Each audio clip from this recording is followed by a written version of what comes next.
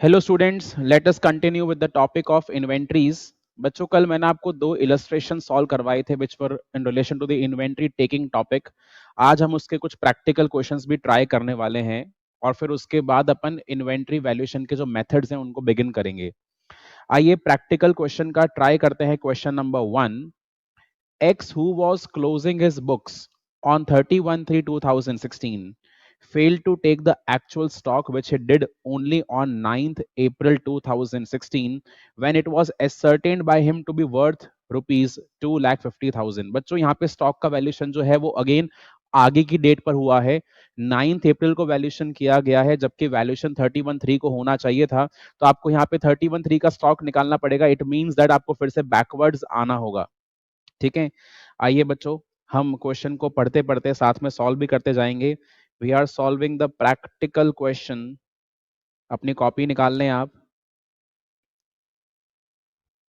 Practical questions हम लोग शुरू कर रहे हैं बच्चों, और इसका पहला क्वेश्चन सॉल्व किया जा रहा है, द फर्स्ट वन। ठीक है, एक्स ने इन्वेंट्री काउंटिंग नहीं किया था 31/3/16 को, वो इन्वेंट्री काउंटिंग कर पाया 9th अप्रैल 16 को, जब इन्वेंट्री का वैल्यू था 2,50,000। तो स्टेटमेंट ड्रॉ किया जाए।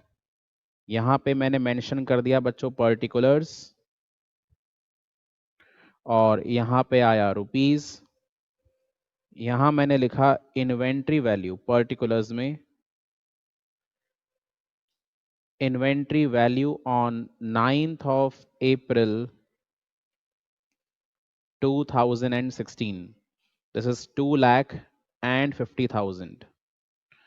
अब बच्चों, इस दौरान जितना भी परचेज हुआ है, कब से कब तक, 31 मार्च से लेकर 9th ऑफ अप्रैल तक जितना भी परचेजेस हुआ है उसको मैं क्या करूंगा, रिवर्स करूंगा। जितनी भी सेल्स हुई है उसको भी रिवर्स करूंगा। तो 1 अप्रैल से 9 अप्रैल तक जितना भी परचेज हुआ मैंने ऐड कर रखा होगा, तो इसलिए मुझे माइनस करना पड़ेगा। और जितना भी सेल कर रखा होगा उसको मैंने माइनस कर रखा, मुझे प्लस करना पड़ेगा। राइट, तो मैं रिवर्स ट्रांजेक्शन यहाँ पर परफॉर्म करूंगा, करने वाला हूं। It was found that the sales are entered in the sales book on the same day of dispatch and return inwards the return book as and when the goods are received back। बोलते हैं जो sales हैं वो अपन same day पर record कर लेते हैं, जैसे अपन गुड्स को डिस्पैच करते हैं, और ऐसे सेल रिटर्न गुड्स के आते ही अपन रिकॉर्ड कर लेते हैं। परचेज भी अपन इनवॉइस आते ही रिकॉर्ड कर लेते हैं।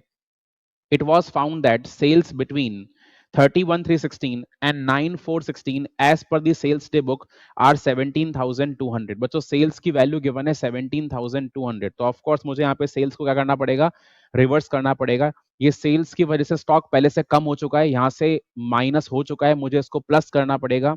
तो मैं यहाँ पे लिखूंगा प्लस सेल्स आफ्टर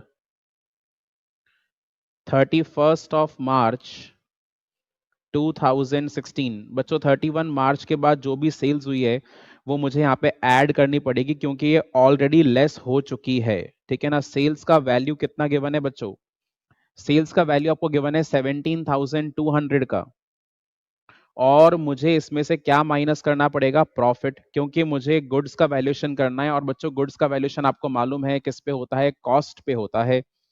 तो मुझे इसमें प्रॉफिट माइनस करना है। प्रॉफिट कितना गिवन है जरा आप देखेंगे।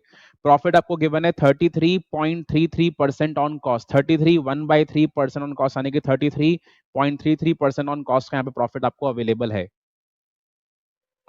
तो बच्चों, क्योंकि ये 33 1/3% ऑन कॉस्ट है, इसको हमें सेल्स में कन्वर्ट करना होगा, जो मैंने आपको कन्वर्ट करना पिछली क्लास में सिखा दिया था। कैसे हो सकता है देखें आप। बच्चों, यहाँ पे जो प्रॉफिट है मुझे माइनस करना है ऑन सेल्स, मुझे प्रॉफिट माइनस करना है ऑन सेल्स। कैसे होगा, हम मान लेते हैं कॉस्ट को 100। सुनना, देखो अब ओरली आप इसको कर सकते हो। हम मान लेते हैं कॉस्ट है 100, तो प्रॉफिट कितना है 33 1/3% ऑफ कॉस्ट, तो प्रॉफिट है 33.33% ऑफ कॉस्ट। तो सेलिंग प्राइस कितना हो गया 133.33। तो प्रॉफिट कैसे निकल कर आएगा सेल्स पे, 33.33 का प्रॉफिट है on sales of what, on sales of 133.33। ठीक है ना, 133.33 की सेल्स पर 33.33 का प्रॉफिट है, तो 17,200 की सेल्स पर कितना प्रॉफिट होगा। ठीक है ना। 17,200 की सेल्स पर कितना प्रॉफिट होगा बच्चों? यूनिटरी मेथड से मैंने यहाँ पे आंसर निकाल लिया, ठीक है, यूनिटरी मेथड से मैंने आंसर निकाल लिया। 33.33 डिवाइडेड बाय 133.33, ये हो जाएगा 25%। तो 17,200 का आपको 25% निकालना, दैट इज 4,300। पिछली क्लास के अंदर भी इनफैक्ट ये सेम परसेंटेज आया था, आपको याद होगा। तो 4,300 में से माइनस करेंगे 17,200, द वैल्यू इज 12,900। ठीक है, जिन बच्चों को दिक्कत आ रही है इसके अंदर वो कोई बात नहीं, अलग से वर्किंग नोट बनाकर इक्वेशन की मदद से भी कर सकते हैं। और जो मैंने आपको वो बहुत आसान तरीका सिखाया था, आप पहले उससे परसेंटेज निकाल सकते हैं, परसेंटेज को यहाँ मल्टीप्लाई करके आंसर निकाल सकते हैं। ऑल दो बात वही है, मैं भी यहाँ परसेंटेज ही निकाल रहा हूँ, 33.33 अपॉन 133.33। बट अगर आपको ये समझ में नहीं आ रहा कि सर ये कैसे हुआ, तो आप रफ में कैलकुलेशन करके देख लीजिए। कॉस्ट है 100, प्रॉफिट है 33.33, सेलिंग प्राइस है 133.33, तो प्रॉफिट का परसेंटेज सेलिंग प्राइस पे क्या हो जाएगा? 33.33 अपॉन 133.33 मल्टीप्लाई बाय 100, राइट। चलिए बच्चों, ये तो होगी सेल्स की कहानी। आगे देखेंगे, यहाँ पे हमें परचेज भी गिवन है। परचेज गिवन है 31,316 से 9,416 का, as per the purchase day book are 1,200 out of these goods amounting to 500 were not received until after the stock was taken. बच्चों देखो क्या लिखा है कि हमने एक्चुअल में परचेज तो कितना करा है? 1,200, बट 1,200 में से 500 के गुड्स अभी तक हमारे पास में आए ही नहीं है, रिसीव ही नहीं हो पाए हमको। बच्चों अगर आपको गुड्स रिसीव ही नहीं हो पाए तो क्या आप एंट्री बना पाएंगे? नहीं बना पाएंगे ना, क्योंकि स्टॉक टेकिंग का मतलब क्या होता है? What is the meaning of inventory taking? आपकी इन्वेंट्री में अगर सामान होगा तभी तो रिकॉर्ड हो पाएगा, अगर सामान ही नहीं है तो रिकॉर्ड कैसे कर लोगे? यानी बिल्स के अकॉर्डिंग तो हमारा परचेज है 1,200 का। बच्चों मैं यहाँ पे परचेज को रिवर्स करना चाहता हूँ, वो सारी की सारी परचेजेस जो हो चुकी हैं 31 मार्च के बाद में, वो सारी की सारी परचेजेस जो हमने 31 मार्च के बाद में करी हैं, मैं उन परचेजेस को रिवर्स करना चाहता हूं। बट यहाँ प्रॉब्लम ये है कि जो मैंने परचेजेस करी हैं, परचेजेस एज पर इनवॉइस मतलब बिल्स के अकॉर्डिंग जो परचेज की वैल्यू है वो है 1,200। बट प्रॉब्लम इसमें यह है कि 500 के गुड्स तो हमको रिसीव हुए ही नहीं है, माइनस गुड्स नॉट रिसीव्ड। अब मुझे बताइए कि अगर आपको गुड्स नहीं मिले तो क्या आप इन्वेंट्री काउंटिंग में जोड़ पाएंगे? इसको नहीं जोड़ पाएंगे ना। तो 500 के गुड्स मुझे अभी तक नहीं मिल पाए हैं, यानी इन शॉर्ट जो हमारे पास फिजिकल परचेज गुड्स अवेलेबल हैं वो कितने हैं? ओनली 700। तो मुझे माइनस करने का राइट भी कितने गुड्स का है? ओनली फॉर 700, क्योंकि वही मेरे पास में अवेलेबल है, राइट। इसमें कोई डाउट तो नहीं है किसी को भी? बच्चों हमने बिल्स के अकॉर्डिंग, इनवॉइसेस के अकॉर्डिंग गुड्स परचेज करें 1,200 रुपीज के, उसमें से 500 के गुड्स अभी तक हमें रिसीव नहीं हुए, यानी इन शॉर्ट हमें कितने गुड्स रिसीव हुए? 700 के। तो मैं उसी को माइनस कर पाऊंगा। आगे देखेंगे, goods invoice during the month of March 16 but goods received only on 4th April 16। Again देखिए बच्चों, ये एक और सेम पॉइंट आ रहा है। Goods invoice during the month of March 16, हमने गुड्स का ऑर्डर मंथ ऑफ मार्च में दे दिया था, बट गुड्स कब मिले? 4 अप्रैल को मिले। मुझे स्टॉक किस डेट का निकालना है? मुझे स्टॉक निकालना है 31/3/16 का। बच्चों एक बात बताइए, जब मैंने स्टॉक का वैल्यूएशन 9th of April को किया था 2,50,000, सुनना मेरी बात, जब मैंने गुड्स का वैल्यूएशन या स्टॉक का वैल्यूएशन 2,50,000 रुपीज किया, किस दिन किया? 9th April 16 को। क्या उस दिन ये वाले गुड्स उसमें शामिल थे या नहीं थे? बताइए। बिल्कुल शामिल थे, क्योंकि ये गुड्स कब आए हैं? 4 अप्रैल को आए हैं आपके पास में। खरीदे मार्च में थे, बट स्टॉक के अंदर या गोडाउन में हमारे पास ये 4 अप्रैल को आए। 4 अप्रैल को गुड्स आए तो ऑब्वियस सी बात है, जब 9 अप्रैल को मैंने गुड्स की काउंटिंग करी होगी तो उसके अंदर ये इंक्लूडेड होगा। बट प्रॉब्लम क्या है? 31 मार्च की अकाउंटिंग में ये इंक्लूड नहीं होना चाहिए। क्यों नहीं होना चाहिए? क्योंकि 31 मार्च को ये मेरे गोडाउन में अवेलेबल था ही नहीं, राइट। बच्चों स्टॉक टेकिंग का मतलब क्या होता है? बिल से मतलब नहीं है। बिल बना या नहीं बना उससे कोई सेंस नहीं होता, गुड्स आपके पास फिजिकली अवेलेबल है या नहीं है। आप मुझे बताइए स्टॉक टेकिंग कैसे होगी? फिजिकली होगी ना, कागजों पे तो नहीं होगी, राइट। स्टॉक टेकिंग आपको फिजिकली गोडाउन में जाकर, वेयर हाउस में जाकर या स्टोर्स रूम में जाकर करना पड़ता है कि अच्छा इतने इतने गुड्स रखे हुए हैं, ये मुझे गुड्स दिख रहा है, इसका ये दाम है तो इसकी ये वैल्यू निकल कर आएगी। यानी मैंने वैल्यू निकाल दी 2,50,000 की, बट उसमें बच्चों 1000 के गुड्स ऐसे हैं जो मुझे अप्रैल के मंथ में मिले और मैं स्टॉक का वैल्यूएशन करना चाहता हूं 31 मार्च के लिए, तो क्या मुझे ये गुड्स मार्च के वैल्यूएशन में इंक्लूड करने चाहिए? The common sense says no, I don't have to include such kind of goods in my March valuation, क्योंकि ये मुझे गुड्स मिले ही कब हैं? अप्रैल के अंदर मिले हैं, तो ये एक्सक्लूड करने पड़ेंगे मुझे। तो minus goods received after 31 March 2016, goods received after 31 March 2016, but इसका ऑर्डरिंग कब हो गया था? मार्च के महीने में ऑर्डरिंग कर चुके थे, और ऐसे गुड्स की वैल्यू है 1000। ठीक है बच्चों, अगर मैं ये सब कुछ माइनस कर दूंगा तो मेरे पास फाइनल आंसर निकल कर आ जाएगा, that is inventory value on 31st of March 2016। निकाल लीजिए बच्चों, 31 मार्च 16 को इन्वेंट्री की फाइनल वैल्यू क्या निकल कर आ जाएगी? 2,50,000 की ओपनिंग वैल्यू थी, उसमें मैंने ऐड कर दिया 12,900 और माइनस कर दिया 1700। The total that I have now is 261200, 261200। ठीक है, आपको जरा आंसर भी वेरीफाई करा दिया जाए। 261200, देखिए आपका आंसर है 261200। Is it clear to everybody now? Question number 1 समझ में आया कि नहीं आया सबको? चलिए अब क्वेश्चन नंबर 3 ट्राई करते हैं। The profit and loss account of Hanuman showed a net profit of rupees 6 lakh after considering the closing stock of 3,75,000 on 31st March 16। बच्चों बहुत ही अच्छी बात है, स्टॉक भी आपको क्लोजिंग दे रखा है, पता नहीं क्यों क्वेश्चन बनाया होगा फिर। Subsequently, the following information was obtained from scrutiny of the books। अच्छा यहाँ पे कुछ और गड़बड़ कर रखी है। Purchase for the year included 15,000 paid for new electric fittings for the shop। बोल रहे हैं परचेसेस के अंदर हमने 15,000 का इलेक्ट्रिक फिटिंग भी इंक्लूड कर दिया। बच्चों इलेक्ट्रिक फिटिंग किस में आना चाहिए? फिक्सचर्स में इंक्लूड होना चाहिए, यानी ये आपके लिए एसेट है और हमने इसे एक्सपेंस मान लिया।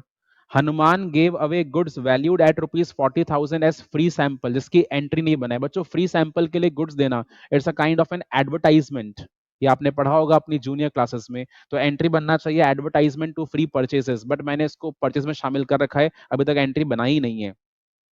Invoices for goods amounting to rupees 2,50,000 have been entered on 27 March, but the goods were not shown in the stock। बच्चों मैंने इनवॉइस 2,50,000 की एंट्री बना दी है, बट ये गुड्स अभी हमारे स्टॉक में है ही नहीं। अब मुझे बताइए कि जब गुड्स मेरे स्टॉक में ही नहीं है तो फिजिकली इंक्लूड भी नहीं होने चाहिए, तो मुझे इसकी एंट्री कैंसिल करनी पड़ेगी।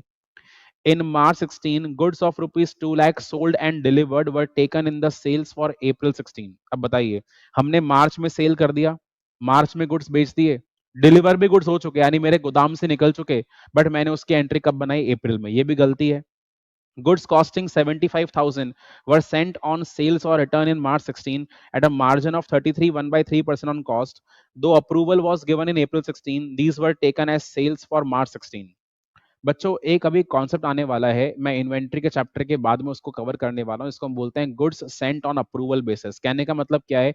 आप मान लीजिए कि मैंने आपको गुड्स बेचे और मैं दुकानदार हूँ, मैं आपको ये बोलता हूँ कि भाई साहब एक काम करो, 15 दिन तक ये सामान को इस्तेमाल करो, अगर आपको ये सामान पसंद नहीं आए तो हमें 15 दिन के भीतर लौटाने आ जाना। बट अगर आप 15 दिन के बाद आओगे तो फिर मैं क्या मान लूंगा कि मैंने ये आपको सामान बेच दिया है। इसको अपन क्या बोलते हैं? सेल और रिटर्न बेसिस, यानी कि अगर 15 दिन में लौटाने आ गया तो ठीक है, और अगर नहीं आया तो हम उसे क्या मान लेंगे? सेल्स मान लेंगे। अब प्रॉब्लम यह है कि आपने वो टाइम खत्म होने से पहले ही क्या मान लिया? सेल मान लिया, तो आपने सेल की एंट्री गलती से बना दी, आपको ये सेल की एंट्री रिवर्स करनी पड़ेगी।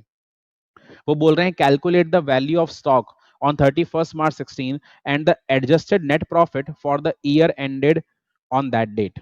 बोल रहे हैं पहले तो स्टॉक की ठीक वैल्यू निकाल कर दिखाओ। ये जो स्टॉक यहाँ पे लिखा हुआ है, कितने का स्टॉक लिखा हुआ है बच्चों? स्टॉक की वैल्यू एंटर कर रखी है अपन ने 3,75,000, यहाँ पे ये स्टॉक की वैल्यू गलत है। तो बच्चों पहले तो मुझे स्टॉक की वैल्यू को चेंज करना पड़ेगा, और स्टॉक की वैल्यू को चेंज करने के बाद में मुझे नए प्रॉफिट का अमाउंट निकालना पड़ेगा। ठीक है, तो एक काम करते हैं, पहले हम स्टॉक की वैल्यू निकाल लेते हैं। राइट, क्वेश्चन नंबर 3 बच्चों बहुत ही अच्छा क्वेश्चन है, ध्यान दीजिएगा।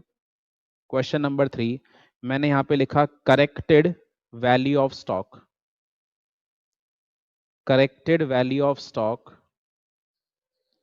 आइए बच्चों सॉल्व करें इसको। तो हमें यहाँ पे दो काम करने हैं। सबसे पहले तो सही प्रॉफिट निकालना है और स्टॉक की न्यू वैल्यू निकालनी है। चलिए बनाते हैं फॉर्मेट। क्वेश्चन नंबर 3, सबसे पहले हमें निकालना है corrected value of stock as on 31 March 2016। Corrected value of stock as on 31 March 2016। तो बच्चों मैंने यहाँ पे लिखा है सबसे पहले पर्टिकुलर्स और यहाँ पे लिख दिया है रुपीज, एंड मेरे पास यहाँ पे एक इन्वेंट्री का वैल्यू गिवन है।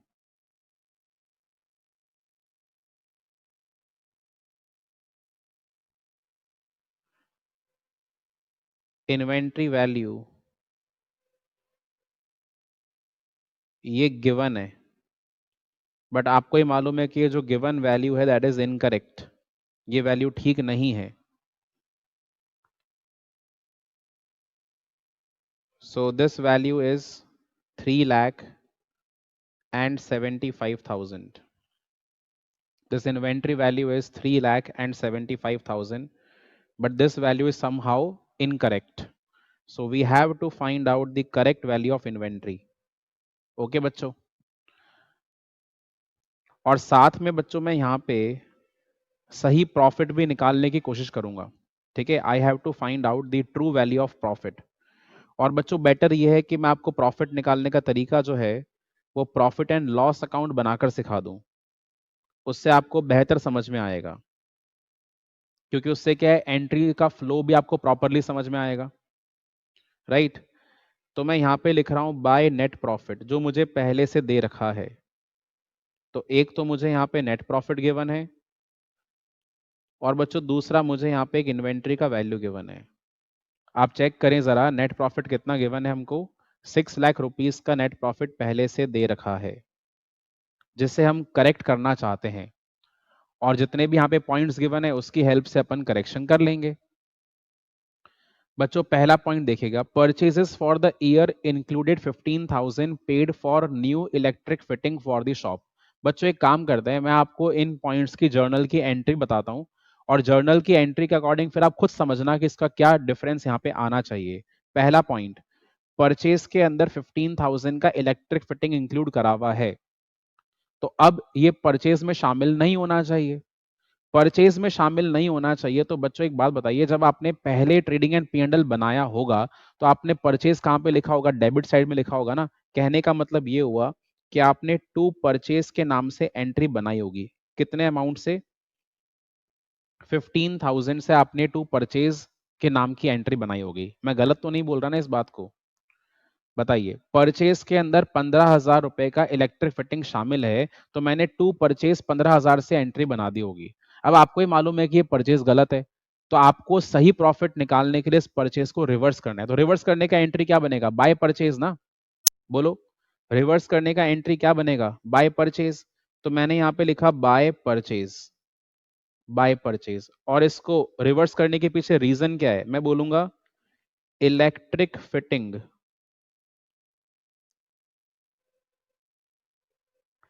wrongly recorded। Are you getting my point? मैंने इसको रिवर्स कर दिया बाय परचेज, और मैंने यहाँ पे क्या लिखा? Electric fitting wrongly recorded. बच्चों सिर्फ अपन एक नॉर्मल जर्नल एंट्री की बात कर रहे हैं।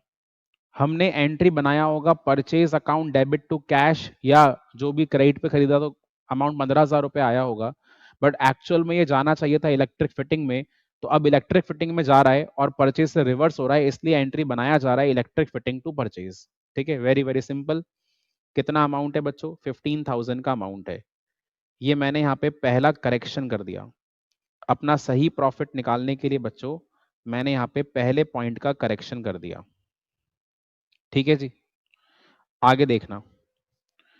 Hanuman gave away goods valued at ₹40,000 as free sample for which no entry was made in the books of account.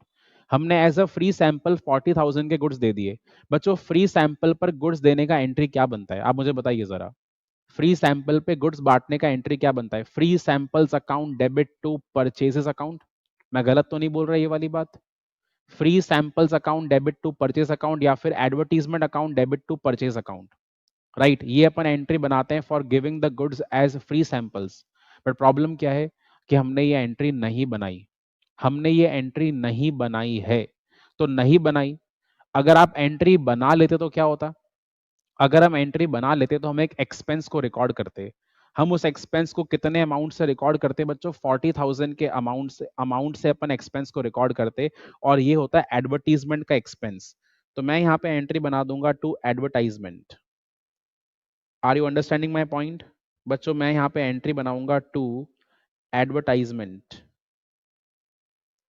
With how much amount? 40,000। आप बोलेंगे सर एडवर्टीजमेंट यहाँ पे क्यों आया? बच्चों एडवर्टीजमेंट खर्चा है तो डेबिट में आना चाहिए ना, रिवर्स करने की तो बात ही नहीं है। एंट्री बनेगा एडवर्टाइजमेंट टू परचेज, तो कहीं आपको ऐसा ना लगे कि सर आप एंट्री बनाइए बाय परचेज। नहीं बच्चों, मैं बाय परचेज की एंट्री ना बनाऊंगा, मैं एंट्री बनाऊंगा टू एडवर्टाइजमेंट, ये शो करने के लिए कि मैंने गुड्स यहाँ पे एज एन एडवर्टीजमेंट, ठीक है ना, एज अ फ्री सैंपल मैंने डिस्ट्रीब्यूट कर दिए, और उसकी अब मैं कॉस्ट रिकॉर्ड कर रहा हूँ डेबिट में 40,000 रुपीज से।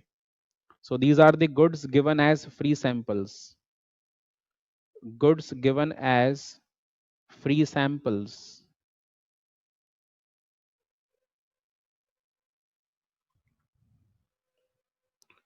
ठीक है बच्चों, आगे बढ़ जाते हैं। Invoices for goods amounting to rupees 2,50,000 have been entered on 27 March 16, but the goods were not included in the stock. बच्चों अब ध्यान देना है इस पॉइंट पे। 2,50,000 के गुड्स हैं जिनके मेरे पास में इनवॉइस आ चुके हैं, बट मैं इन गुड्स को स्टॉक काउंटिंग में इंक्लूड करना भूल चुका हूं। यानी कि मैंने स्टॉक की काउंटिंग में एरर कर दी, स्टॉक में 2,50,000 का अमाउंट इंक्लूड होना चाहिए था, बट हमने एंटर नहीं करा। तो अब क्या करें?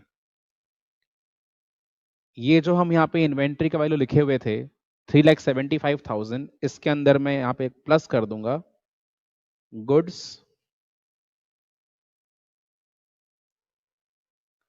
Not entered in stock. In goods को अपन स्टॉक में लिखना भूल गए, तो अब लिख रहे हैं goods not entered in stock 2,50,000, goods not entered in stock 2,50,000। बना दिए बच्चों entry, goods not entered in stock 2,50,000। यहां पे बच्चों पॉइंट में क्या लिखा है फिर देख लें आप। Invoices for the goods amounting to rupees 2,50,000 have been entered on 27 March 16, but the goods were not shown in the stock. Goods को अपने स्टॉक में शो नहीं करा। चलिए मैं यहाँ पे एक एंट्री बना रहा हूं बच्चों, बाय परचेज। ये किस चीज के लिए है? मैंने अभी नहीं बनाया था ना, ये फ्री सैंपल्स वाला entry. Advertisement to purchase entry बनेगा, तो एडवर्टीजमेंट का पॉइंट तो रिकॉर्ड कर दिया, बट परचेज का पॉइंट रिकॉर्ड नहीं करा था, तो परचेज का पॉइंट रिकॉर्ड कर लेते हैं 40,000। ठीक है, परचेज की वैल्यू रिड्यूस हो गई और एडवर्टीजमेंट का एक्सपेंस रिकॉर्ड हो गया। एंट्री बनेगा एडवर्टाइजमेंट टू परचेज, तो परचेज का वैल्यू रिड्यूस हो गया और एज एन एडवर्टीजमेंट उसको मैंने रिकॉर्ड कर दिया। आप ये मत समझना कि सर यहाँ पे तो फिर एंट्री नलीफाई हो गई, इसको रिकॉर्ड ही नहीं करते। रिकॉर्ड नहीं करोगे तो मार्क्स कट जाएंगे। वैसे अगर देखा जाए तो 40,000 निल हो गया, क्योंकि डीआर के अंदर भी सेम वैल्यू आया और सीआर के अंदर भी सेम वैल्यू आया। दैट डजंट मीन कि आप इस पॉइंट को इग्नोर करेंगे, आपको रिकॉर्ड करना पड़ेगा। और रिकॉर्ड कैसे होगा? रिकॉर्ड आपको इस तरह से करना है। ठीक है, advertisement account debit to purchase account, तो परचेज का रिवर्सल हो गया और एडवर्टीजमेंट के अंदर इसको रिकॉर्ड कर दिया। ओनली बाय परचेज एंट्री नहीं बनेगा। तो आपको पहले मैं बोल रहा था कि कहीं आपके दिमाग में आ रहा हो सर आपने बाय परचेज ओनली एंट्री क्यों नहीं बनाया? बाय परचेज ओनली एंट्री नहीं बन सकता क्योंकि एक्सपेंस भी है यहाँ पे। तो बाय परचेज के अलावा टू एडवर्टीजमेंट का एंट्री भी रिकॉर्ड करना होगा। ठीक है, और मैं यहाँ पे एक और एंट्री बना रहा हूँ बच्चों, बाय स्टॉक। Bye stock 2,50,000।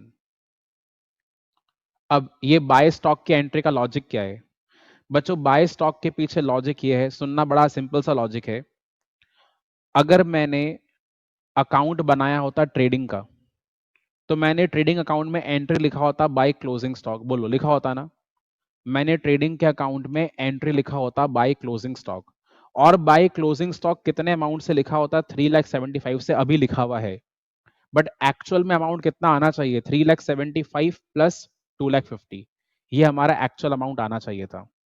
आपको मेरी बात समझ में आ रही है? 3,75,000 अभी हमने लिखा हुआ है, बट एक्चुअल अमाउंट कितना आना चाहिए, एक्चुअल अमाउंट आना चाहिए 2,50,000। तो 3,75,000 प्लस 2,50,000, तो क्योंकि स्टॉक की वैल्यू इंक्रीज होगी, क्लोजिंग स्टॉक की वैल्यू इंक्रीज होगी, और क्लोजिंग स्टॉक क्रेडिट साइड में लिखा जाता है, इसलिए मैंने क्रेडिट साइड में एंट्री बना दिया बाय स्टॉक 2,50,000। ठीक है जी, बात समझ में आ गया? चलिए आगे बढ़ जाते हैं बच्चों, क्योंकि आपने यहाँ पे मिस्टेक्स करी हैं या ओमिशंस करे हैं, तो इसीलिए आपको इसका डुअल इम्पैक्ट देना है। अब कई बच्चे ये इमेजिन कर रहे हैं सर आपने पहले पॉइंट का डुअल इम्पैक्ट दिया ही नहीं। बच्चों मैंने पहले पॉइंट का भी डुअल इम्पैक्ट दिया है। कैसे दिया है देखना, मैंने यहाँ पे एंट्री बनाया बाय परचेज, और बाय परचेज की जगह पर डेबिट क्या होगा, फिक्सर्स। तो फिक्सर्स कहाँ पे आते हैं, बैलेंस शीट में। अब यहाँ पे बैलेंस शीट तो पूछी नहीं है, अगर बैलेंस शीट पूछते तो मैं आपको उसका भी डुअल इफेक्ट शो कर देता, कि मैं फिक्सर्स को कहाँ पे रिकॉर्ड करूंगा, बैलेंस शीट में, असेट में रिकॉर्ड करूंगा, राइट। और उसके अलावा जो परचेज से रिवर्सल हो गया उसको मैंने कहाँ पे रिकॉर्ड कर दिया, प्रॉफिट एंड लॉस अकाउंट में रिकॉर्ड कर दिया। अगला पॉइंट क्या आ रहा है, in March 2016 goods of rupees 2 lakh sold and delivered were taken in the sales for April 16। हमने गुड्स सोल्ड कर दिए मार्च में, बट हम मार्च में सेल्स की एंट्री बनाना ही भूल गए। तो बच्चों कोई बात नहीं, अब सेल्स की एंट्री आप अब बना सकते हो। तो हम एंट्री बना लेते हैं by sales, by sales, and ये बाय सेल्स का अमाउंट कितना है, 2 लाख। ये बाय सेल्स की अपन ने एंट्री क्यों बनाई, मैं यहाँ पे लिख रहा हूं नॉट रिकॉर्डेड अर्लियर, इसको पहले अपन रिकॉर्ड करना भूल गए थे, इसलिए अभी रिकॉर्ड कर रहे हैं, नॉट रिकॉर्डेड अर्लियर। ठीक है जी, आगे बढ़ते हैं। Goods costing rupees 75,000 were sent on sale और return in March 16 at a margin of 33.13% on cost. Though approval was given in April 16, these were taken as sales for March 16। बच्चों अब यहाँ पे प्रॉब्लम क्या हुआ कि हमने अप्रूवल आने से पहले इसको सेल्स रिकॉर्ड कर दिया। ये सेल्स की रिकॉर्डिंग अप्रैल के मंथ में होनी चाहिए थी, बट हम सेल्स की एंट्री पहले से मार्च के मंथ में बनाकर बैठ गए, यानी कि मुझे सेल्स को रिवर्स करना पड़ेगा। ठीक है, मैंने गलती से यहाँ पे 75,000 की सेल्स रिकॉर्ड कर दी है। अच्छा, सेल्स वैसे रिकॉर्ड किस पे होगी, कॉस्ट प्लस प्रॉफिट पे। यहाँ पे जो गुड्स हैं उनकी कॉस्ट गिवन है 75,000। बच्चों जो गुड्स हैं उनकी कॉस्ट गिवन है 75,000 रुपीज की, राइट। तो अब मुझे क्या करना है, मुझे कॉस्ट में प्रॉफिट जोड़कर इसको रिवर्स करना पड़ेगा। तो मैं यहाँ पे एक रिवर्स एंट्री बनाऊंगा, टू सेल्स, टू सेल्स। ठीक है,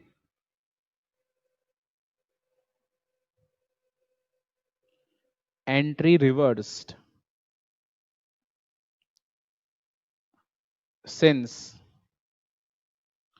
अप्रूवल नॉट रिसीव्ड, अभी तक अप्रूवल नहीं आया, इसलिए हमें सेल्स को रिवर्स करना पड़ेगा। कितने अमाउंट से बच्चों, 75,000 तो ओनली एंड ओनली कॉस्ट का अमाउंट है, और 75,000 पे प्रॉफिट कितना है, 33.13% ऑन कॉस्ट। सेल्स भी आपको कॉस्ट पे दे रखी है और प्रॉफिट भी कॉस्ट पे दे रखा है, तो बहुत ही अच्छी बात है ना। तो 75,000 के अमाउंट में आपको 33.13% का प्रॉफिट ऐड करना है। सो 75,000 में अपन डायरेक्टली प्लस कर देंगे, 75,000 प्लस 33.13% डायरेक्टली ऐड हो जाएगा, क्योंकि यहाँ पे जो आपको प्रॉफिट गिवन है बच्चों वो कॉस्ट पे ही गिवन है। So this will be rupees 1 lakh to sales rupees 1 lakh, right. यहां तक की कहानी समझ में आ गई। और बच्चों जब मैं सेल्स को यहां पे रिवर्स करूंगा तो मैं यहां पे एक और एंट्री बना दूंगा, बाय स्टॉक 75,000, बाय स्टॉक 75,000। आपको लग रहा है सर आपने ये स्टॉक की एंट्री क्यों बनाई 75,000 से? बच्चों सुनना बहुत ध्यान से अब। 75,000 के गुड्स हमने सेंड करे ऑन अप्रूवल बेसिस, बट अभी तक हमारे पास अप्रूवल नहीं आया और हमने उसे सेल्स मान लिया था। क्योंकि हमने उसे सेल्स नहीं मानना है, हमें उसे सेल्स नहीं मानना है, तो सेल्स नहीं मानना है, इसलिए मैंने सेल्स को रिवर्स करा। अब अगर आप सेल्स नहीं मानोगे तो कुछ और तो मानोगे कि नहीं मानोगे? एक बात समझो, अगर आपने गुड्स सेंड करे ऑन अप्रूवल बेसिस और आपको उसको सेल नहीं मानना, तो सेल नहीं मानोगे तो कुछ और तो मानोगे या नहीं मानोगे? बताओ। बिल्कुल, तो आप क्या मानोगे? स्टॉक मानोगे उसको। अगर आपने उसको सेल्स अज्यूम नहीं करना तो क्या अज्यूम करना है? स्टॉक अज्यूम करना है। तो क्योंकि मैंने यहाँ पे सेल्स को रिवर्स करा, इसलिए मैंने एंट्री बना दिया बाय स्टॉक, और ये बाय स्टॉक मैंने बनाया एट कॉस्ट, एट कॉस्ट, क्योंकि स्टॉक की वैल्यूएशन किस पे होती है? कॉस्ट पे होती है। ठीक है, और क्योंकि हम इसे स्टॉक के अंदर इंक्लूड करने वाले हैं, तो मैंने यहाँ पे लिखा plus goods Saint on approval, plus goods Saint on approval 75,000। तो बच्चों मेरे पास करेक्टेड इन्वेंट्री वैल्यू भी आ गया। इन्वेंट्री वैल्यू करेक्टेड कितना है? 3,75,000 plus 2,50,000 plus 75,000। The corrected inventory value is 7 lakh. ठीक है, और इसके अलावा मैं करेक्टेड प्रॉफिट भी निकाल सकता हूं, to net profit corrected.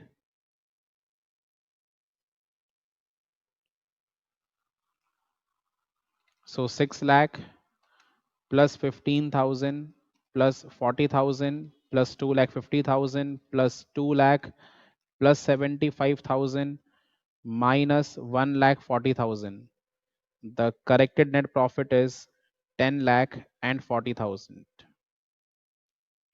Net profit का करेक्ट वैल्यू आ गया 10,40,000 एंड इन्वेंट्री का करेक्ट वैल्यू आ गया 7 लाख रुपीज। डन। आइए मॉड्यूल से वेरीफाई कर लेते हैं आंसर को।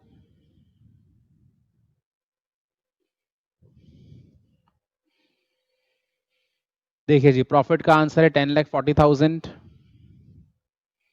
एंड स्टॉक का आंसर है 7 लाख, और हमारा भी यही आया था, 7 लाख एंड 10,40,000। स्टिल मुझे दिख रहा है कि कुछ बच्चे वाकई बहुत कंफ्यूज हैं, उनको समझ में नहीं आ रहा है कि सर ये कैसे हुआ। कोई बात नहीं बच्चों, एक बार फिर ध्यान दे दो, मैं आपको फिर से एक्सप्लेन करने के लिए तैयार हूं।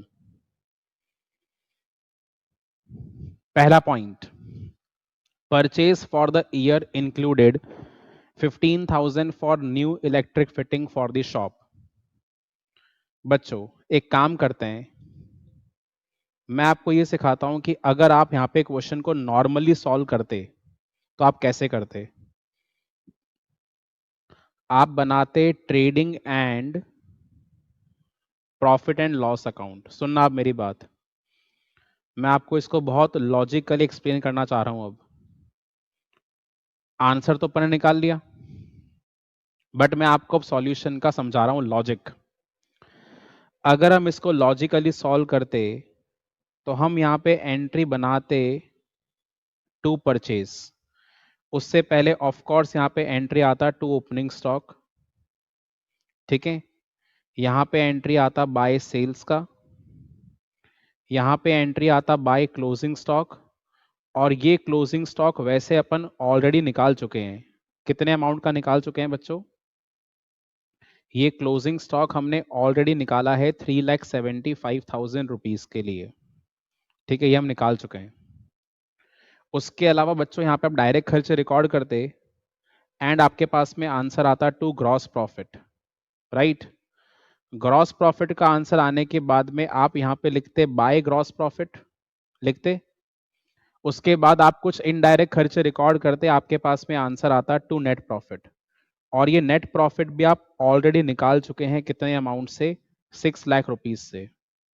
तो बच्चों हमारा मकसद ये है कि हमें 6 लाख के नेट प्रॉफिट को करेक्ट करना है। अब ये करेक्शन कैसे किया जाएगा वो मैं आपको लॉजिकली समझा रहा हूँ। अभी तो मैंने आपको सॉल्यूशन करके दिखा दिया, बट कई बच्चे कंफ्यूज हैं, उनको समझ में नहीं आ रहा है। तो कोई बात नहीं बच्चों, आप समझ लो, फिर समझ लो एक बार। देखो पहला पॉइंट क्या लिखा है, purchase for the year included 15,000 paid for new electric fitting for the shop. बोल रहे हैं परचेज के अंदर इलेक्ट्रिक फिटिंग का अमाउंट शामिल हो गया।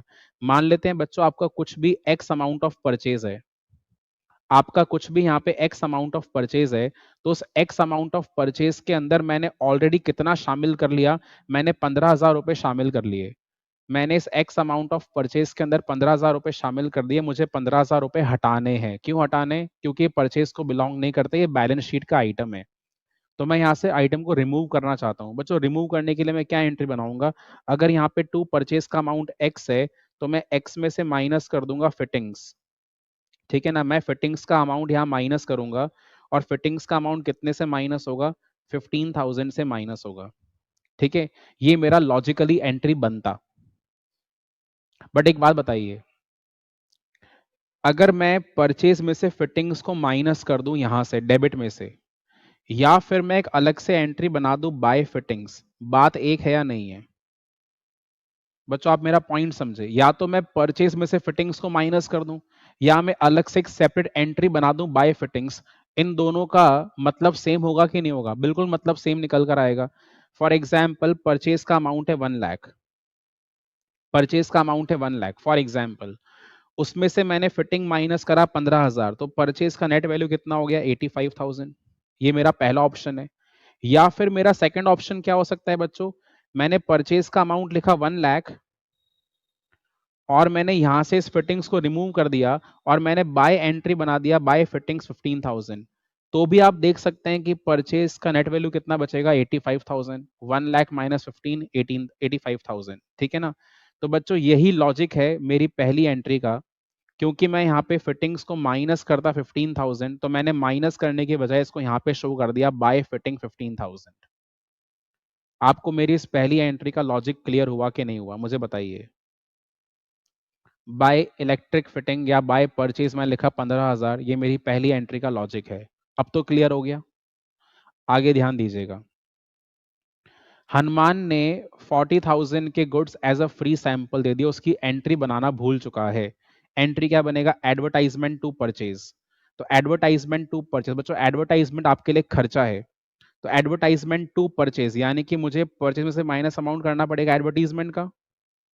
मैं परचेज में से माइनस करूंगा बाय एडवर्टाइजमेंट का अमाउंट, हाउ मच, 40,000। और एडवर्टाइजमेंट मेरे लिए एक्सपेंस है, तो प्रॉफिट एंड लॉस में क्या एंट्री बनेगा, टू एडवर्टाइजमेंट, कितने अमाउंट से, 40,000 से। बच्चों एंट्री बनाना भूल गए, तो एंट्री अब बनाएंगे, तो एंट्री बनाएंगे तो उसका डुअल इंपैक्ट आएगा, और वो एंट्री क्या बनेगा, एडवर्टाइजमेंट टू परचेज। तो मैंने परचेज से माइनस कर दिया 40,000, एंड मैंने प्रॉफिट एंड लॉस में रिकॉर्ड कर दिया एक्सपेंस ऑफ एडवर्टाइजमेंट 40,000 का। क्लियर?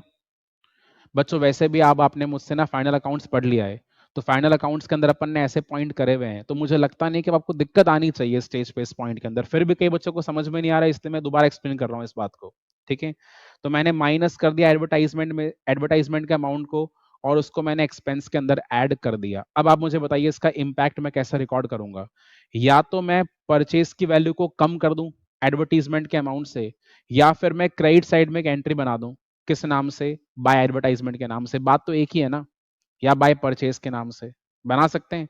तो मैंने, आप देखिए इसीलिए मैंने यहाँ पे क्या एंट्री बनाई है, एक एंट्री बना दी बाय परचेज, एक एंट्री मैंने यहाँ बना दी बाय परचेज 40,000 के अमाउंट से।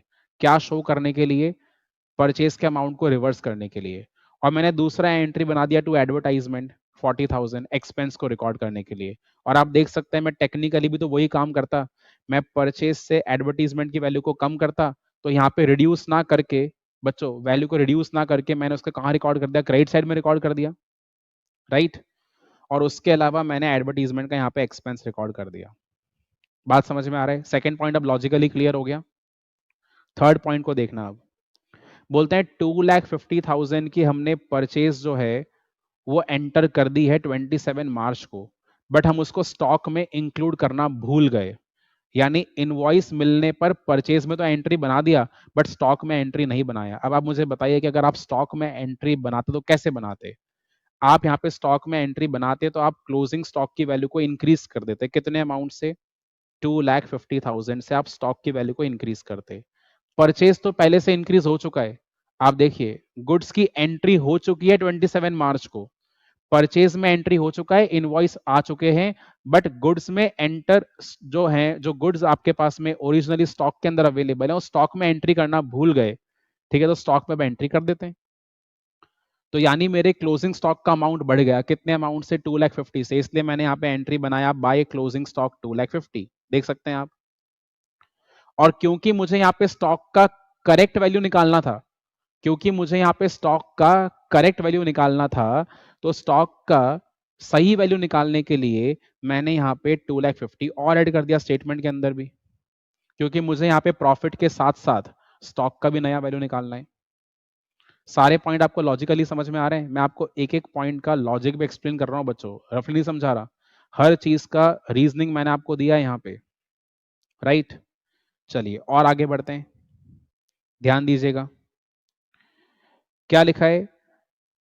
Goods of rupees 2 lakh sold and delivered were taken in the sales for April 16। हमने मार्च में गुड्स सोल्ड करे, मार्च में डिलीवरी हो गई, बट हमने उसको सेल्स की तरह रिकॉर्ड नहीं करा। बच्चों आपने उसको सेल की तरह रिकॉर्ड नहीं करा। अगर आप उसको सेल की तरह मार्च में ही रिकॉर्ड करते, आप क्या एंट्री बनाते? आप एंट्री बनाते बाय सेल्स 2 लाख। यानी ऑलरेडी आपने कुछ सेल्स रिकॉर्ड कर रखी होंगी, उसके अंदर आप और सेल्स को ऐड कर देते। कितने अमाउंट से? 2 लाख से, जो आप रिकॉर्ड करना भूल गए। यानी कुल मिलाकर मेरा सेल्स का अमाउंट 2 लाख रुपीज से इंक्रीज होगा। क्योंकि सेल्स का अमाउंट 2 लाख रुपीज से इंक्रीज होगा, तो मैं यहाँ पे एंट्री बना रहा हूँ बाय सेल्स 2 लाख। आपको दिख रहा है? मैंने यहाँ पे एंट्री बना दिया by sales 2 lakh. Is it clear now to each and every one? और अब लास्ट पॉइंट देख लीजिए।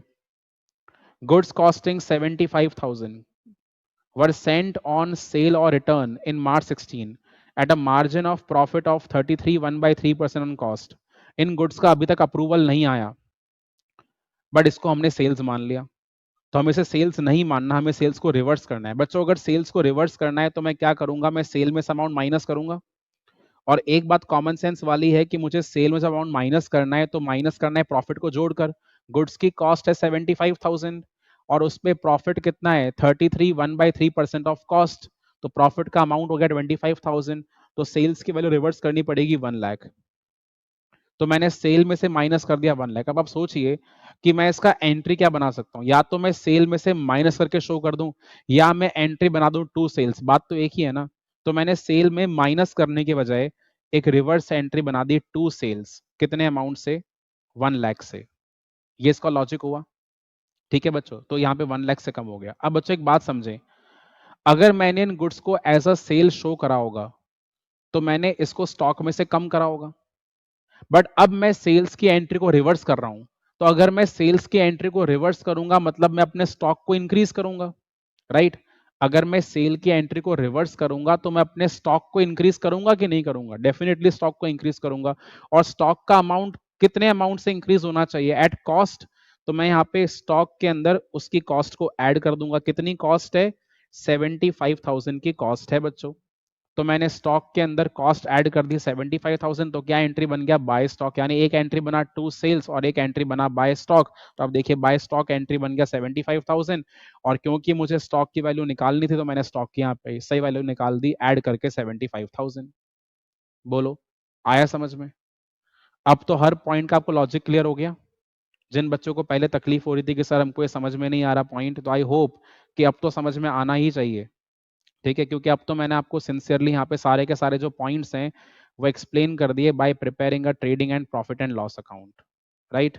हर चीज मैंने आपको लॉजिक के थ्रू एक्सप्लेन कर दी है कि इस तरह से हमारा अकाउंट दिखता, और इस अकाउंट के अंदर अपन ने क्या क्या चेंजेस कर दिए मैंने आपको वो शो कर दिया, और उसके अकॉर्डिंग हमने एक नया प्रॉफिट का वैल्यू भी कैलकुलेट कर लिया।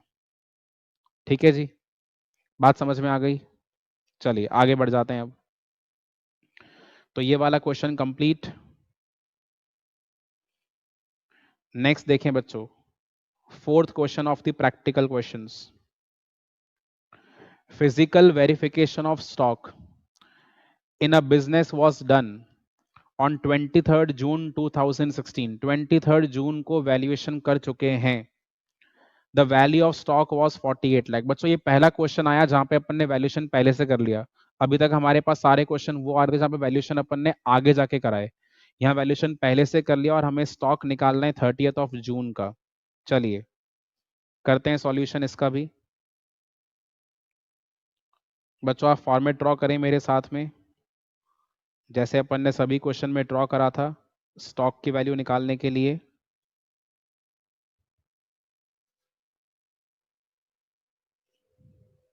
Question number 4.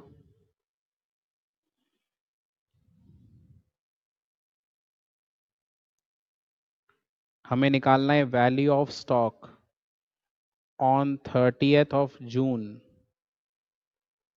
2016. स्टेटमेंट ड्रॉ कर लिया जाए. गिवन है पर्टिकुलर्स, साथ में है rupees.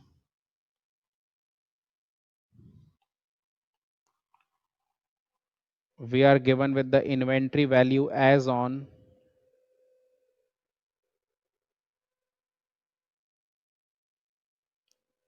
23rd of June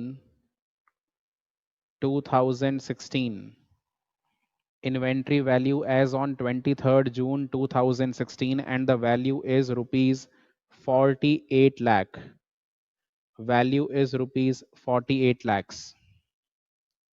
Right?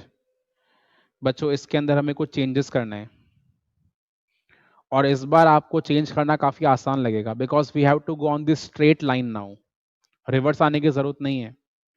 23rd जून से लेकर 30th जून तक जो भी हमने परचेज करे होंगे वो ऐड करना पड़ेगा, जो भी हमने सेल करे होंगे वो माइनस करना पड़ेगा. बट पहले अपन उल्टा कर रहे थे, अपन सेल को प्लस कर रहे थे, परचेज को माइनस कर रहे थे, क्योंकि अब आगे की डेट से पीछे की डेट पे आ रहे थे. यहाँ पे अपन पीछे की डेट से आगे की डेट पर जाना चाहते हैं. चलिए जी, क्या लिखा है? Out of the goods Saint on consignment goods at cost worth ₹2,40,000 were unsold. बच्चों अभी अभी हमने ऑलरेडी टॉपिक फिनिश करा ही था कंसाइनमेंट का. हमने कंसाइनमेंट पे गुड्स सेंड करे हैं 2,40,000 के और ये गुड्स अभी अनसोल्ड हैं. तो आप मुझे बताइए जो गुड्स हैं वो किसके पास में? क्या वो गुड्स मेरे पास में है? नहीं. ये गुड्स किसके पास में है? कंसाइनी के पास में है. कितने अमाउंट के हैं? 2,40,000 के. और ये गुड्स अभी भी अनसोल्ड है. अनसोल्ड का मतलब कंसाइनी ने इसको सेल नहीं करे. यानी कि हम बात कर रहे हैं about the inventories on consignment. You might remember consignment के अकाउंट में अपन एक एंट्री बनाया करते थे बाय इन्वेंट्रीज ऑन कंसाइनमेंट. तो बाय इन्वेंट्री ऑन कंसाइनमेंट का वैल्यू कितना है? 2,40,000. राइट. यानी इसको भी हमने सेल आउट नहीं करा, ये हमारे पास में है. कितने का? 2,40,000 का. तो मुझे यहाँ पे क्या एंट्री बनाना चाहिए?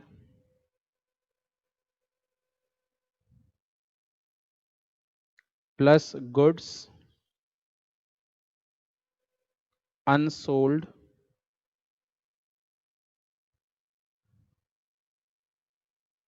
Bye consignee. कंसाइनी के पास कुछ अनसोल्ड गुड्स हैं जिसकी वैल्यू है 2,40,000. मैंने इसको ऐड क्यों करा? क्योंकि बच्चों ये गुड्स अनसोल्ड हैं तो ये गुड्स हमारे स्टॉक का पार्ट है. राइट. तो स्टॉक का पार्ट है कितने अमाउंट का? 2,40,000 का. आगे देखना. Purchase of ₹4 lakh were made out of which goods worth ₹1,60,000 were delivered on 5th July 16. बच्चों हमने परचेज करी है 4 लाख की, उसमें से 1,60,000 के गुड्स की डिलीवरी हमारे पास जुलाई के महीने में आई है. हम लोग स्टॉक का वैल्यूएशन जून के मंथ में करना चाहते हैं, यानी कि मेरे पास जून के मंथ में कितने गुड्स शामिल होंगे.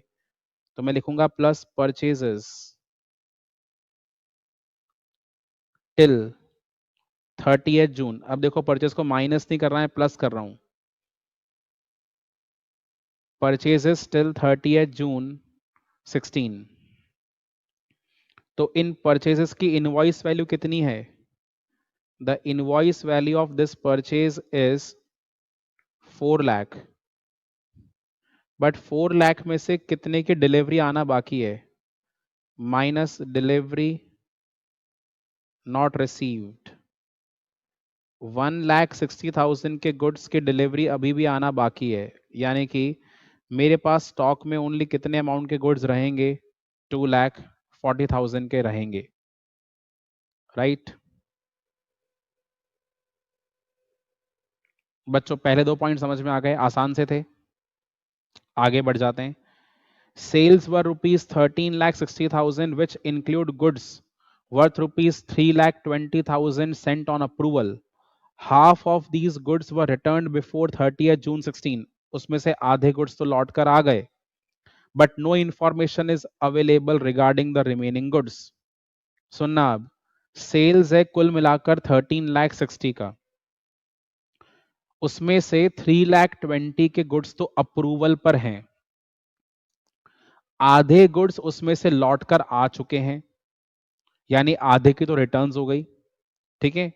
और रिमेनिंग हाफ के लिए हमारे पास में कोई इंफॉर्मेशन अवेलेबल ही नहीं है, रिमेनिंग हाफ के लिए कोई इंफॉर्मेशन अवेलेबल नहीं है। और हमने गुड्स को सेल कैसे करा था? कॉस्ट प्लस 25% पे, कॉस्ट प्लस 25% पे हमने सेल करा था। बच्चों आधे के लिए इंफॉर्मेशन नहीं है तो आप रिमेनिंग हाफ को सेल्स नहीं मान सकते, राइट। रिमेनिंग हाफ का अभी तक आप सेल्स नहीं मान सकते, जब तक टाइम पीरियड खत्म नहीं होता है अप्रूवल का, तब तक इसको सेल्स कंसिडर नहीं किया जाता। अगर टाइम पीरियड खत्म हो जाएगा तो ही आप इसको सेल कंसिडर कर सकते हैं, अगर टाइम पीरियड खत्म होना बाकी है तो इसको सेल कंसिडर नहीं करते हैं। 13,60,000 का कुल मिलाकर सेल है, उसमें से 3,20,000 का अप्रूवल पर है, राइट। और 3,20,000 के अप्रूवल में से आधे गुड्स हमारे पास 30 जून से पहले लौटकर आ चुके हैं। तो 30 जून से पहले पहले अगर आधे गुड्स लौटकर आ गए तो उस आधे पार्ट को अपन सेल्स कंसिडर नहीं कर पाएंगे, बिकॉज गुड्स हमारे पास रिटर्न हो चुके हैं। तो मुझे सेल में से इस अमाउंट को माइनस करना पड़ेगा, कितने अमाउंट को? 1,60,000 को, राइट। तो बच्चों आइए इसका एडजस्टमेंट करें अपन। मैं यहाँ पे सेल्स को माइनस करूंगा, sales till 30th of June 2016। But बच्चों आपको कॉस्ट पे माइनस करना पड़ेगा, क्योंकि सेल्स तो हमेशा सेलिंग प्राइस पर होती है। अगर हम लोग यहाँ पे देखें तो सेल्स की इनवॉइस वैल्यू क्या है?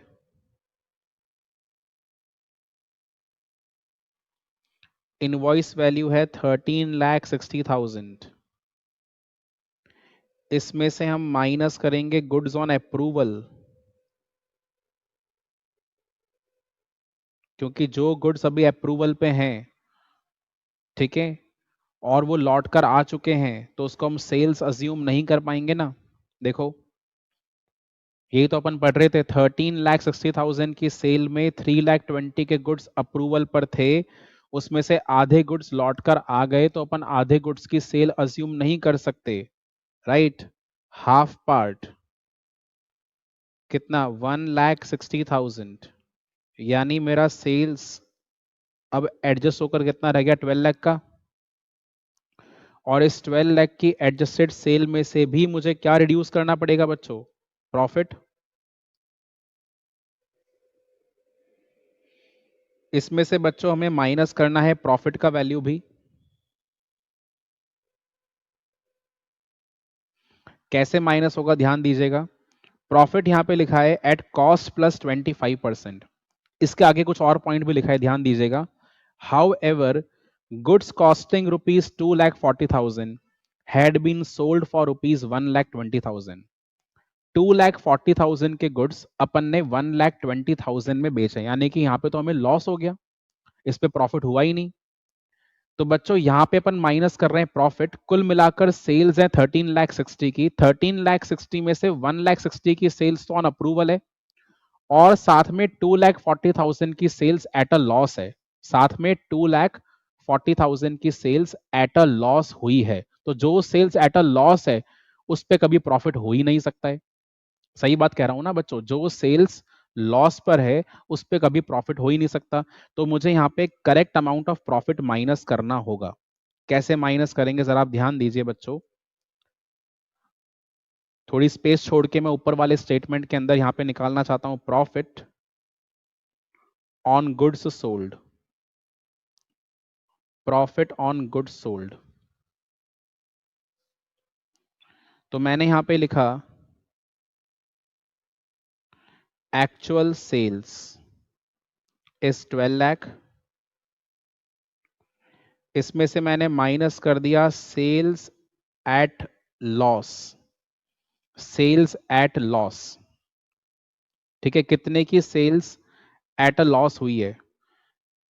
Goods costing 2,40,000 had been sold for rupees 1,20,000, तो 1,20,000 की सेल्स लॉस पर हुई हैं। तो बच्चों सेल्स कितने अमाउंट की करेक्टेड है? 10,80,000 की सेल्स करेक्टेड सेल्स है। ठीक है ना, आप मेरा पॉइंट समझ पा रहे हैं बच्चों? 10,80,000 का जो सेल्स है वो सेल्स प्रॉफिट पे किया गया है। एक्चुअल सेल्स का अमाउंट 12 लाख है, 12 लाख में से 1,20,000 की सेल्स लॉस पर करी गई हैं, तो 10,80,000 ओरिजिनल अमाउंट है। अब मुझे इस पे निकालना है प्रॉफिट। एंड अगर आप ध्यान दें बच्चों तो प्रॉफिट यहाँ पे गिवन है 25% ऑन कॉस्ट। तो मुझे क्या करना पड़ेगा? 25 अपॉन 125। ये कैसे आया? ध्यान दीजिए, हम अज्यूम कर लेंगे कॉस्ट है 100, हम अज्यूम करेंगे कॉस्ट है 100, तो कॉस्ट पे प्रॉफिट कितना है? कॉस्ट पे प्रॉफिट है 25%, यानी कि 25 रुपीज का। तो सेलिंग प्राइस कितना हो जाएगा? 125। तो आप मुझे बताइए प्रॉफिट ऑन सेलिंग प्राइस कैसे निकालेंगे? 25 अपॉन 125 मल्टीप्लाई बाय 10,80,000, तो 25 अपॉन 25 इंटू 100, तो ये परसेंटेज में आएगा, और परसेंटेज को मल्टीप्लाई करेंगे 10,80,000 से, तो आपके पास बच्चों यहाँ पे प्रॉफिट का अमाउंट निकल कर आ जाएगा 10,80,000 into 25 divided by 125। The amount is 2,16,000। The amount of profit is 2,16,000। ठीक है जी। और 2,16,000 अगर आपका प्रॉफिट का अमाउंट है तो मुझे यहां पे निकालना पड़ेगा फाइनल प्रॉफिट। तो फाइनल प्रॉफिट को निकालने के लिए मैं यहां पे माइनस करूंगा ग्रॉस लॉस। ग्रॉस लॉस कितना है? 1,20,000 का। तो फाइनल प्रॉफिट का अमाउंट कितना हो गया? 96,000। फाइनल प्रॉफिट का अमाउंट हो गया 96,000।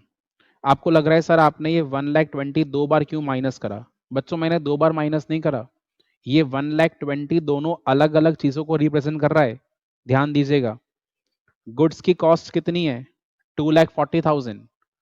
बच्चों बड़ा इंपॉर्टेंट पॉइंट है सुनना, गुड्स की कॉस्ट है 2,40,000। 2,40,000 के गुड्स को हमने 1,20,000 में सोल्ड कर दिया। 2,40,000 के गुड्स को हमने 1,20,000 में सोल्ड कर दिया, तो 1,20,000 तो सेल्स की वैल्यू है, और जो रिमेनिंग 1,20,000 है वो किसकी वैल्यू है? वो ग्रॉस लॉस की वैल्यू है ना। बच्चों अप्लाई करो कॉमन सेंस। 2,40,000 के गुड्स को हमने 1,20,000 के लॉस पर बेचा है, या हम ऐसा कह दें कि 2,40,000 के गुड्स को हमने 1,20,000 में बेचा है, तो 1,20,000 सेल्स की वैल्यू है और 1,20,000 ही लॉस की वैल्यू है, क्योंकि आधा आधा अमाउंट हो गया। अच्छा आप ऐसे मानो कि अगर आप 2,40,000 के गुड्स को 2 लाख के अंदर सेल करते, 2,40,000 के गुड्स को 2 लाख में सेल करते, 2 लाख तो आपकी सेल्स की वैल्यू होती और 40,000 लॉस की वैल्यू होती। उस केस में आप क्या करते? आप 2 लाख तो यहां से माइनस करते ऊपर से, और 40,000 यहां से माइनस करते, क्योंकि आपको निकालना है प्रॉफिट, तो प्रॉफिट में पहले लॉस को तो माइनस करना पड़ेगा ना, या नहीं? तो यहाँ पे जो मैंने 1,20,000 माइनस करा है वो सेल्स की वैल्यू माइनस करी है, और यहाँ पे जो 1,20,000 माइनस करा है वो लॉस माइनस करा है, जिससे मैं करेक्ट अमाउंट ऑफ प्रॉफिट निकाल पाऊंगा। तो मेरा प्रॉफिट का राइट वैल्यू है 96,000। ठीक है ना, तो प्रॉफिट माइनस कर दिया गया 96,000। 12 lakh minus 96,000, I will get the value of sales as 11 lakh and 4,000।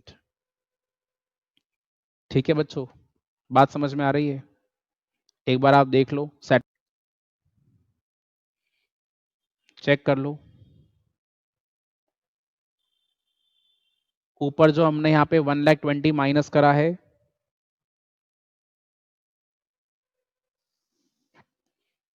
That is for the value of sales, और नीचे जो हमने 1,20,000 माइनस करा है, that is for the value of loss. There is a difference in both of these points. Don't assume कि दोनों point same है, ये दोनों पॉइंट्स अलग अलग हैं, सेम नहीं है.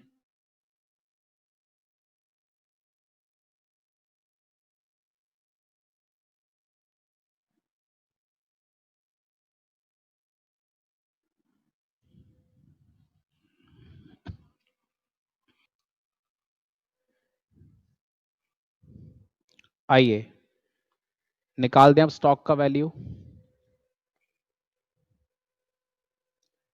तो अब मैं यहां पे लिख रहा हूं इन्वेंट्री एट गोडाउन ऑन 30 जून 2016. हमारे पास इन गोडाउन अभी कितनी इन्वेंट्री है? 48 लाख का ओपनिंग अमाउंट था, उसमें 2,40,000 ऐड कर दिया, अगेन 2,40,000 ऐड करा, और फिर माइनस कर दिया मैंने 11,04,000 का अमाउंट. तो बच्चों हमारे पास अभी गोडाउन में कितनी इन्वेंट्री है? 41,76,000 की इन्वेंट्री गोडाउन में है. ठीक है, 41,76,000 का इन्वेंट्री गोडाउन में है. उसके अलावा अगर आप चेक करें बच्चों, ध्यान दीजिए, कुछ इन्वेंट्री यहाँ पे हमारे पास गोडाउन के अलावा कहीं और भी है. कहाँ पे है देखो, 1,60,000 के गुड्स हमारे पास जुलाई के मंथ में आए हैं. सेकंड वाले पॉइंट में चेक करना, 1,60,000 के गुड्स हमारे पास जुलाई के मंथ में आए हैं, राइट. तो इसका मतलब ये गुड्स अभी तक डिलीवर नहीं हुए. तो मैं यहाँ पे बोलूंगा inventory in transit. Inventory in godown तो कितना है? 41,76,000. इन्वेंट्री इन ट्रांजिट कितना है? 1,60,000. ये अभी तक आना बाकी है. और एक इन्वेंट्री ऑन अप्रूवल है, इन्वेंट्री ऑन अप्रूवल. तो अप्रूवल पे कितना इन्वेंट्री है बच्चों? ध्यान देना, 3,20,000 में से आधा इन्वेंट्री तो वैसे ही बेकार हो गया, वो लौट कर आ गया आपके पास में, और आधा अभी भी अप्रूवल पर है. 1,60,000 का इन्वेंट्री तो ऑलरेडी लौट कर आ चुका. तो आप देख सकते हैं मैंने यहाँ पे 1,60,000 का एडजस्टमेंट तो पहले से ही कर दिया था, minus goods on approval. But जो रिमेनिंग 1,60,000 का इन्वेंट्री है वो आज भी अप्रूवल पे है ना. रिमेनिंग हाफ के लिए हमें कुछ मालूम ही नहीं है, तो मुझे उसको भी शो करना पड़ेगा. तो inventory on approval at cost, inventory on approval at cost, यानी हमारे पास यहाँ पे तीन तरह का इन्वेंट्री है. एक वो इन्वेंट्री जो गोडाउन में है, दूसरा वो इन्वेंट्री जो ट्रांजिट में है, और तीसरा वो इन्वेंट्री जो अप्रूवल पे है. तो कितने का इन्वेंट्री अप्रूवल पर है बच्चों? Inventory on approval is 1,60,000, but that is not on cost. It is on the selling price. And यहाँ पे selling price क्या था? आप देखो मैंने बताया था, कॉस्ट अगर है 100 और प्रॉफिट है बच्चों कितना? 25. तो सेलिंग प्राइस कितना है? 125. तो आप मुझे बताइए प्रॉफिट का प्रपोर्शन सेलिंग प्राइस पे क्या है? प्रॉफिट का प्रपोर्शन सेलिंग प्राइस में है 25 और सेलिंग प्राइस कितना है? 125. तो कॉस्ट का प्रपोर्शन कितना है? 100 है. तो 1,60,000 इंटू 100 बाय 125. या तो आप ऐसे निकाल सकते हैं, या फिर जैसे आप हमेशा से निकालते हुए आ रहे हैं वैसे निकाल लो. Inventory on approval at cost, तो मैं यहाँ पे बोलूंगा सेल्स वैल्यू. सेल्स वैल्यू कितना है?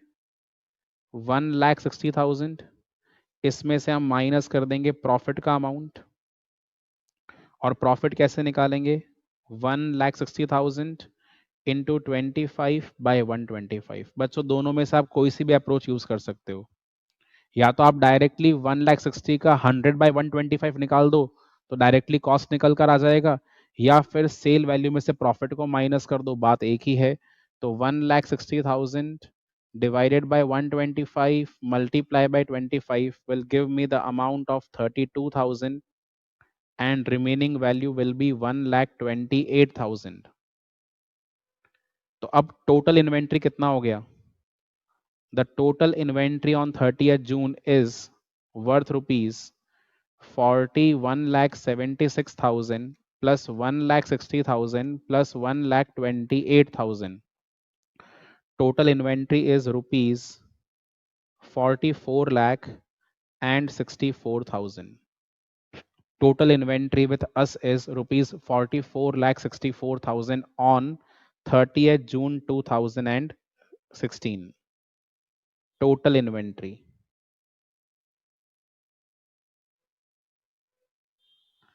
बच्चों समझ में आ रहा है पॉइंट?